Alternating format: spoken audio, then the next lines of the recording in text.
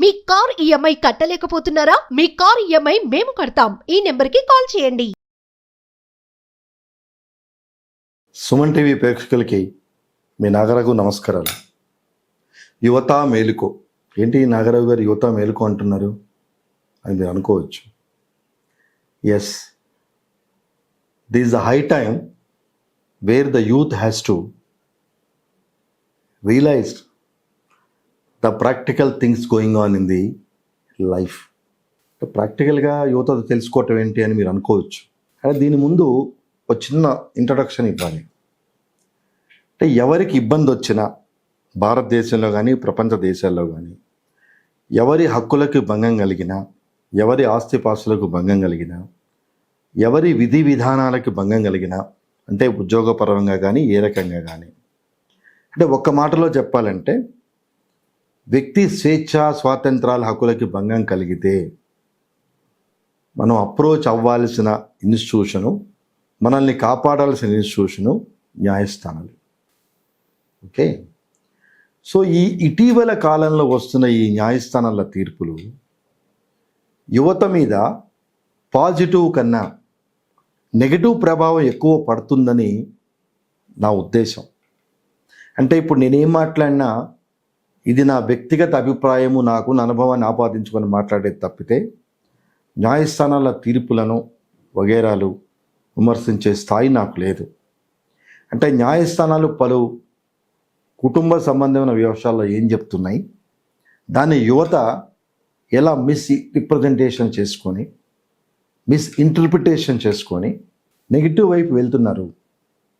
అంటే యువతని కరెక్ట్ చేయాల్సిన తీర్పులు, అంటే ఎటువంటి పరిస్థితుల్లో అలాంటి తీర్పులు న్యాయస్థానాలు, ముఖ్యంగా సర్వోన్నత న్యాయస్థానాలు ఇస్తున్నాయో అది ఆ కేసు వరకే సంబంధించిన విషయాలే కాకుండా దాన్ని జనరలైజ్గా పరిగణించుకొని యువత తమ అడ్వాంటేజ్కి మిస్యూజ్ చేసుకుంటారని నేను భావిస్తూ ఆ జడ్జిమెంట్లు ఏంటి, దాన్ని ఎలా మిస్యూజ్ అవుతుంది, ఆ జడ్జిమెంట్ యొక్క తీవ్ర పరిణామాలు యువత మీద, తద్వారా సొసైటీ కుటుంబ వ్యవస్థ మీద నెగటివ్ ఇంపాక్ట్ ఉంటుందని చెప్పటంలోనే ఈ కార్యక్రమం యొక్క ముఖ్య ఉద్దేశం.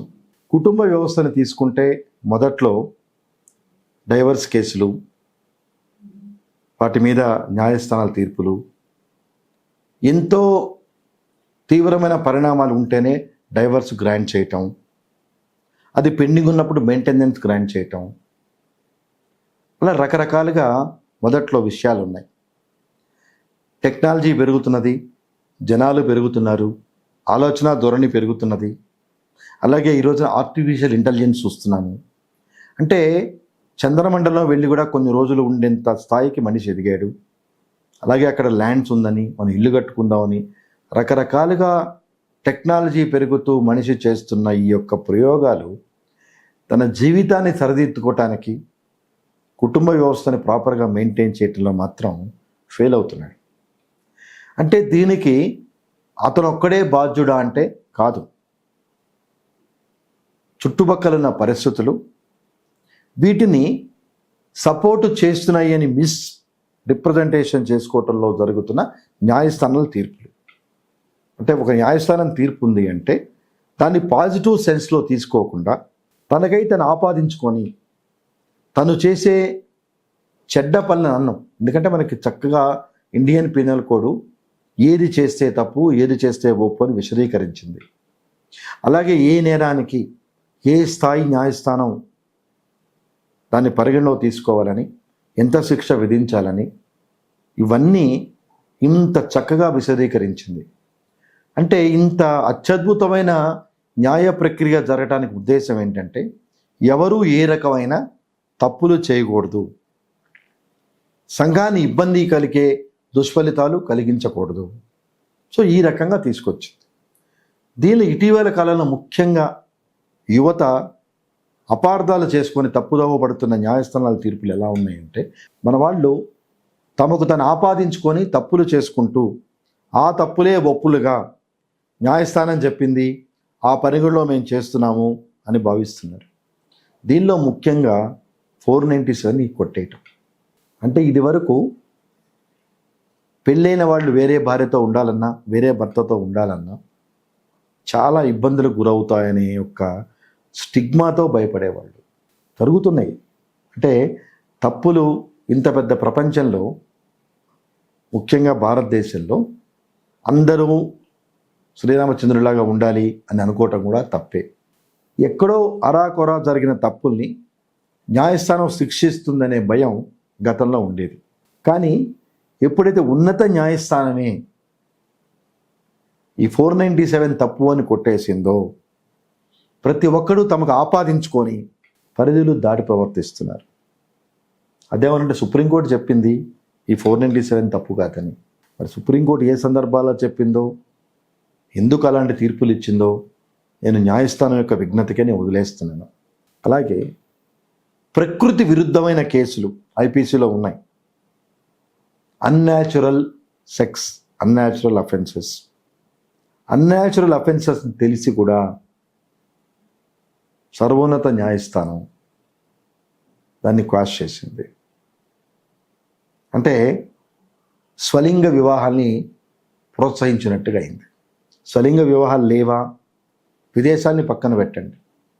మనం విదేశాలతో పోల్చుకునేటప్పుడు అన్ని రంగాల్లో మనం పోల్చుకోవాలి.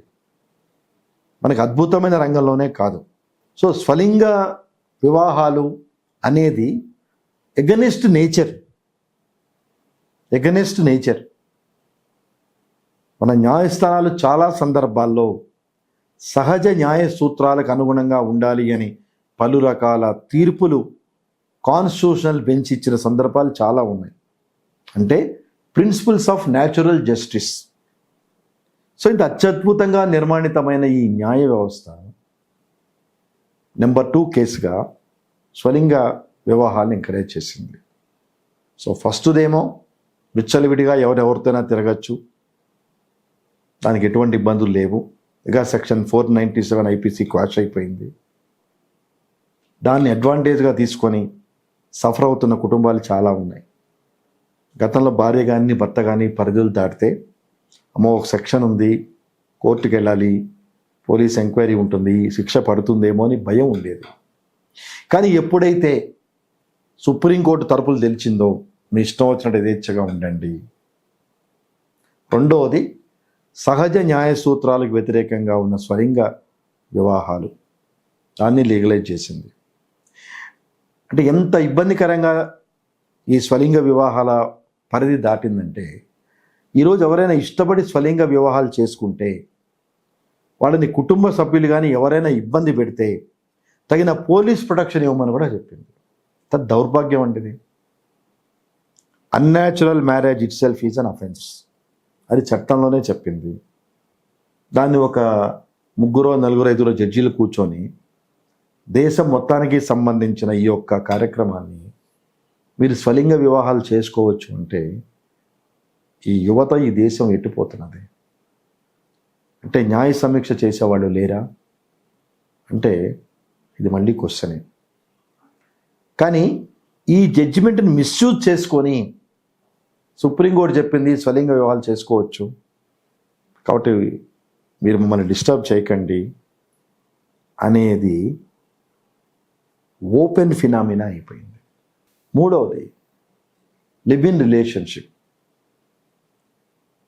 రిలేషన్షిప్కి ప్రాపర్ డెఫినేషన్ కానీ దాని మొడాలిటీస్ కానీ లేకుండా ఎవరి పాటికి వాళ్ళు నచ్చినట్టుగా వాళ్ళకి ఆపాదించుకొని, అంటే కుటుంబ వ్యవస్థ గౌరవాలు, సమాజంలో నైతికతని కాపాడాల్సిన ఉన్నత న్యాయస్థానమే పలు సందర్భాల్లో ఇస్తున్న ఇట్లాంటి కీలకమైన తీర్పుల వల్ల ఆ దుష్ప్రభావం యువత మీదని ఎక్కువ ఆకర్షిస్తున్నది. ప్రేక్షకులు గమనించండి, మనం ఎక్కడున్నాం, ఏ దేశంలో ఉన్నాం, మన బ్యాక్గ్రౌండ్ ఏంటి. అంటే కాలక్రమేణా ఇవి మంచికి రినైజెన్స్ అవ్వాలి, కానీ మనం చేసే తప్పుల్ని ఆపాదించుకోవటానికి, తప్పుల్ని కవర్ చేసుకోవటానికి సుప్రీంకోర్టు చెప్పింది ఎవరెవరితోనైనా ఉండొచ్చని, ఆడవాళ్ళు పెళ్లి చేసుకోవచ్చు, మగవాళ్ళు పెళ్లి చేసుకోవచ్చు అని ఎవరి పాటికి వాళ్ళు ఉన్నత న్యాయస్థానాల తీర్పులని తమకు వెసులుబాటుగా చేసుకుంటే where is the control of law and order? That is the control of law and order. ఇంకొక అడుగు ముందుకెళ్తే, సరే ప్రకృతి ఇచ్చిన శాపానికి గురై ట్రాన్స్జెండర్స్ వచ్చారు, వాళ్ళు మనుషులే. భారతదేశంలో ఉన్నందుకు మనుషులందరినీ సమానంగా చూడాల్సిన బాధ్యత మనకుంది. దేవుడు ధర్మము ప్రకృతి చేసిన పాపానికి వాళ్ళని మనం ఇబ్బంది పెట్టకూడదు. అలాగే వాళ్ళకి సమాన హక్కులు, రిజర్వేషన్స్, ఉద్యోగంలో రిజర్వేషన్స్, విద్యాలయాల్లో రిజర్వేషన్స్ అన్నీ కల్పించింది.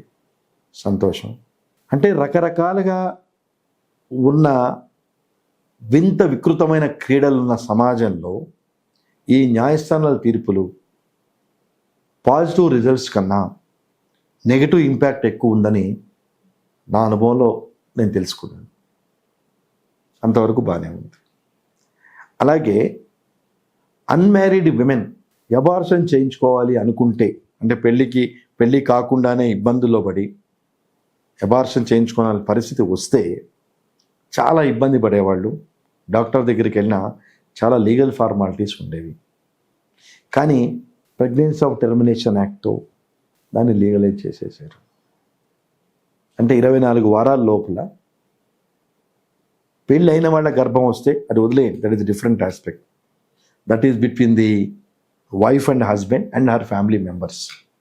అన్మ్యారీడ్ పర్సన్స్ కూడా ఈ కోవకు కూర్చోపెట్టారు అంటే it is indirectly giving licence to do such things.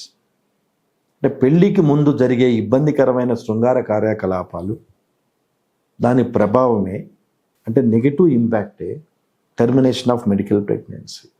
అంటే యువత పలు రకాల అంశాల్లో పెడదారి పడుతున్నప్పుడు, పిచ్చరవిడి శృంగారం అనేది యాక్సెప్ట్ చేసినప్పుడు, దాన్ని కంట్రోలింగ్ మానిటరింగ్ సిస్టమ్ లేనప్పుడు పరిధులు దాటం సహజం.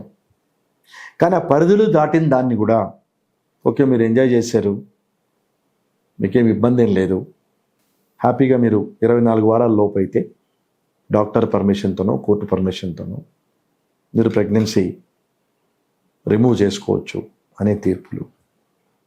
అలాగే పోక్సో చట్టంలో కూడా ఈ వెసులుబాటు కల్పించడం. అంటే గమనించాల్సింది ఏంటంటే టెర్మినేషన్ ఆఫ్ ప్రెగ్నెన్సీ విషయంలో 18 years అమ్మాయి కనుక ప్రెగ్నెన్సీ వస్తే ఎవడైతే కారకుడు అయ్యాడో హీ విల్ బి పనిష్డ్. అంటే ఇక్కడ జరుగుతున్నది ఏంటంటే ఎక్స్పెషలీ ఫ్యామిలీ మ్యాటర్స్, అంటే మనుషుల మధ్య ఉండే సత్సంబంధాలు ఉన్న సొసైటీలోనే ఈ రకమైన తీర్పులు, అంటే ప్రేక్షకులకి చాలామంది ఈ తీర్పుల గురించి వినే ఉంటారు, నేను కొత్తగా చెప్పేది కాదు, బట్ వీటిని ఎన్లైటన్మెంట్ చేయాలని సాహసం చేస్తున్నాను. అంటే సుప్రీంకోర్టు చెప్పిన తీర్పుల్ని ఎంత చక్కగా మన వాళ్ళు మిస్యూజ్ చేసుకొని సెల్ఫ్ సపోర్టింగ్ సిస్టంలో ఉన్నారు అని చెప్పడానికే ఈ కార్యక్రమం. So termination of medical pregnancy, అక్కడ చెక్స్ అండ్ బ్యాలెన్సెస్, బేరియర్స్ లేవు. ఒకటి గవర్నమెంట్ హాస్పిటల్స్లోనే చేసేవాళ్ళు, ప్రైవేట్ హాస్పిటల్స్ కూడా చాలా రహస్యంగా చేసేవాళ్ళు. అన్మ్యారీడ్ పర్సన్స్ వెళ్తే termination of pregnancy itself is an offence. ఎందుకంటే we don't have any right to kill our own kid. సరే సర్కమ్స్టాన్సెస్, డాక్టర్స్ అడ్వైజ్ చేస్తే వేరే విషయం, బేబీ బాగాలేదు, కొంచెం ఇల్హెల్త్గా ఉంది, continuation of pregnancy is affecting the health of baby and mother అంటే that is as per doctors advice, దాన్ని ఎవరికి కాదనలేరు. కానీ termination of pregnancy also become a legal issue, legal clearance supporting by the supreme court. So stage వైజ్గా చూసుకుంటే ఈ రకంగా వచ్చిన అత్యద్భుతమైన న్యాయస్థానాల జడ్జిమెంట్లు యువత మీద ఎంత చెడు ప్రభావాన్ని చూపిస్తున్నాయో ఈ కార్యక్రమం ద్వారా ప్రేక్షకులు గమనించండి. అంటే జడ్జిమెంట్ ఉంది కదా అని అందరూ తప్పులు చేయాల్సిన పని లేదు. కానీ తప్పులు చేస్తున్న వాళ్ళందరూ నాకున్న పరిధిలో, నాకున్న సమాచారంలో ఈ జడ్జిమెంట్లను అడ్డం పెట్టుకుంటున్నారు. Most unfortunate. సో ఈ రకంగా స్టార్టింగ్లో నేను చెప్పిన ఆప్షన్ యువత మేలుకో అనేది, ఇప్పుడు నేను చెప్తున్న సంఘటనలు, న్యాయస్థానాల తీర్పులు ఎంత చెడు ప్రభావాన్ని చూపిస్తున్నాయో, ఈ రకమైన జడ్జిమెంట్లు సస్టైన్ అవుతున్నప్పుడు, అంటే ఇవి న్యాయ సమీక్షకు లోను కానప్పుడు ఫర్దర్గా రాబోయే తరాల వారికి ఈ న్యాయస్థానాల తీర్పులు ఏ రకంగా మార్గదర్శకంగా ఉంటాయో ఒక భయోత్పాతాన్ని కలిగిస్తున్న సందర్భాలు. వీటిని కంటిన్యూయేషన్ మరింత కేస్ లాసు వగైరాలు యువత మేలుకో పార్ట్ 2లో కంటిన్యూ చేద్దామని తెలియజేస్తూ నమస్కారం.